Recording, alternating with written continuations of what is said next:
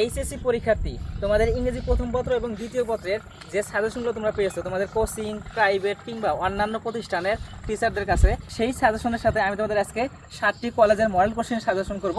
সেগুলো যদি তুমি ভালো করে প্র্যাকটিস করে যাও তাহলে এমনও হতে পারে পরীক্ষার মধ্যে দেখবে এই সাজেশনগুলো থেকেই হুবহু কমন পড়েছে। এখন শোনো ইংরেজি প্রথমের কথা। ইংরেজি প্রথমের মধ্যে যেসব প্যাসেজ তোমাদের স্যাররা তোমাদেরকে সাজেশন দিয়েছে সেই প্যাসেজগুলো তোমরা ভালোভাবে ওয়ার্ড মিনিং সহ রিভিশন করবে। আর ইংরেজি প্রথম এবং দ্বিতীয় উভয় পার্টের মধ্যে তো রাইটিং অংশ রয়েছে, সেক্ষেত্রে তোমার স্যার যে রাইটিং অংশগুলো তোমাকে সাজেশন করেছে সেই রাইটিং অংশগুলো তোমরা বারবার চর্চা করবে। বিশেষ করে খেয়াল রাখবে ইংরেজি প্রথম পত্রের রিয়ারেন্স এবং যে কবিতা থেকে থিম লিখতে হয় এই দুই জায়গা থেকে তোমার নাম্বার যেন হাতছাড়া না হয়। এখন আসি আমরা ইংরেজি দ্বিতীয় পত্রের কথায়।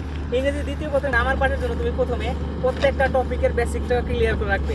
প্রত্যেকটা টপিকে তুমি বেসিক ক্লিয়ার রাখার পরে তোমার যে বোর্ড কোশ্চেন রয়েছে তুমি যে সালে পরীক্ষা দেবে সেই সালের এর আগের সালটা বাদ দিয়ে তার আগের 4 সাল অথবা 5 সালের বোর্ড কোশ্চেন সলভ করবে।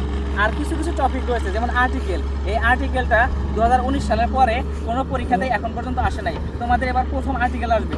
আর্টিকেলের প্র্যাকটিস করার জন্য তুমি 19 সালের আগে যে বোর্ড কোশ্চেনগুলো রয়েছে সেই বোর্ড কোশ্চেন থেকে প্র্যাকটিস করে পরীক্ষার জন্য প্রস্তুত থাকবে। সর্বশেষ ভিডিও শুরুতে আমি তোমাদের যে 7টি কলেজের মডেল কোশ্চেন সাজেশন করতে চাইছিলাম এই 7টি কলেজের মডেল কোশ্চেন তোমরা যদি সলভ করে যাও তাহলে পরীক্ষার মধ্যে বোর্ড কোশ্চেন এবং মডেল কোশ্চেন থেকে হুবহু কমন পাইলেও পাইতে পারবে।